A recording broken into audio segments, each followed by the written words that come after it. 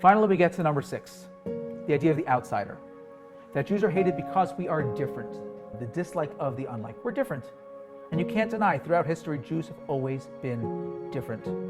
Our hearts have always been connected to Israel, to the Promised Land. We eat different foods. We have different practices. We are the ultimate outsiders.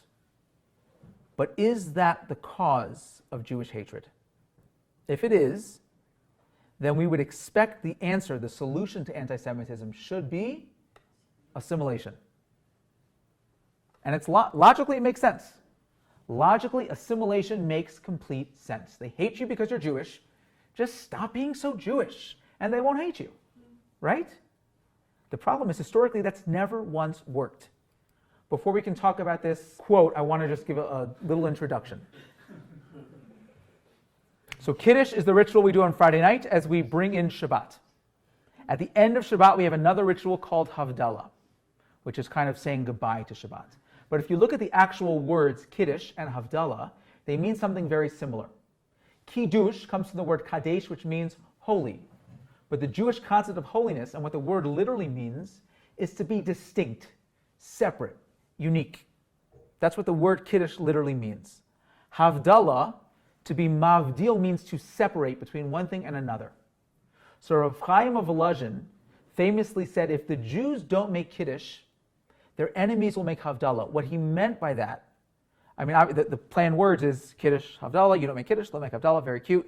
But what he meant was, if the Jews do not understand and recognize their uniqueness, if we don't differentiate ourselves, if we are not proud of who we are as a people, our enemies will remind us.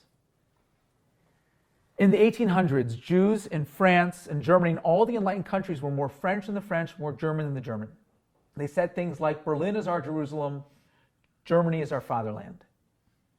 These were Jews that finally, after so many years of persecution, were able to shed their foreign dress and shave their beards, and they were accepted with arms open wide into universities and into jobs that they never were allowed into.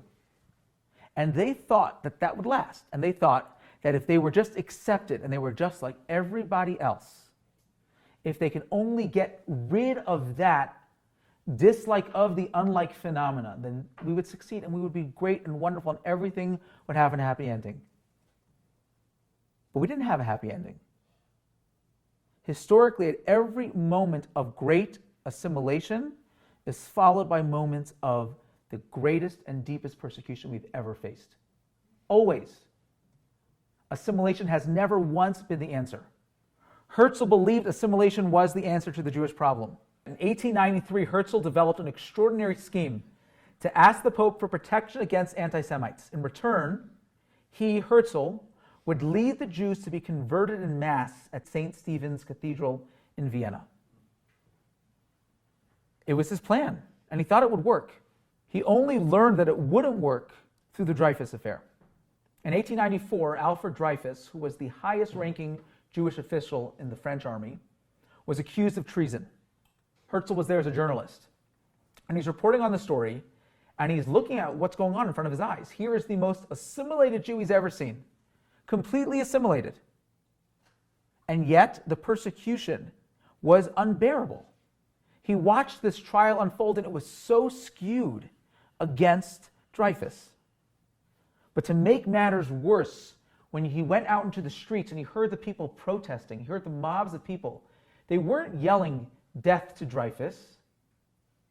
They were saying death to the Jews. And it was there and then that he realized assimilation alone is not going to work, not because it's a bad plan, because they'll never let us. And that's where he came up with the concept of a state of Israel.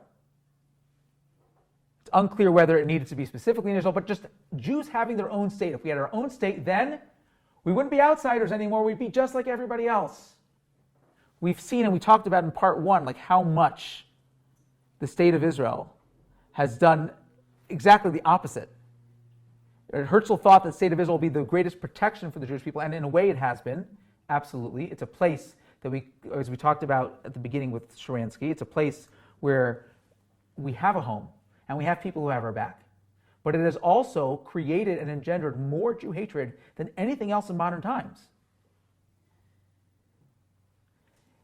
If anti-Semitism is a result of us being outsiders, assimilation should work every single time.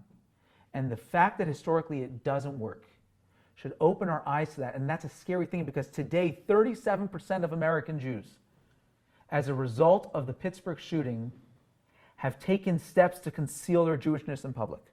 Whether it means hiding the Star of David they used to wear around their neck, deciding not to wear kippah anymore, not going to synagogues or Jewish places because they were afraid for their lives. Just blend in. And if you blend in, it'll all work out.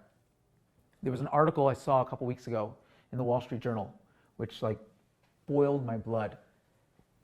This is from Mark Oppenheimer. For those of you who listen to the Unorthodox podcast, this is one of the hosts. He writes, American Jews have become almost completely liberated from the effects of anti-Jewish bias in school, work, social life, housing, and even romance. Simply put, Jews who go to synagogue are terrified of anti-Semitism right now. Jews who don't have no reason to be. He says the only threat, Mr. Oppenheimer explains, is for Jews who continue to enter places like synagogues, having decided that praying with fellow Jews is worth the risk of dying with them. Clearly, somebody who wrote that has no idea about Jewish history, because that's not the way it's ever worked. Hitler didn't care how many times you went to shul. Hitler didn't care about what your regular Jewish practice was. If you were Jewish, you were hated. The fact that you might have assimilated and climbed the social ladder didn't change any of that. This article reminded me so much of the Purim story. So one of the most resonating moments of the Purim story for me is right about the turning point, when Mordechai comes to Esther. And he says to her, you have to go into the palace and do what you were made to do. The reason why you became queen was exactly for this moment, to save the Jewish people. He doesn't stop there, though. He says to her, don't think you're safe because you're in the palace. Haman wants to kill all the Jews. Don't think because you have a crown on your head, you're protected. You're in that camp as well. And the same is true with us. Don't think that just because we're more assimilated, we're not in a situation of peril and threat. The outsider reason is nothing more than an excuse, and that's why assimilation has never once worked. So if that's the case, why the Jews? Why have we been hated?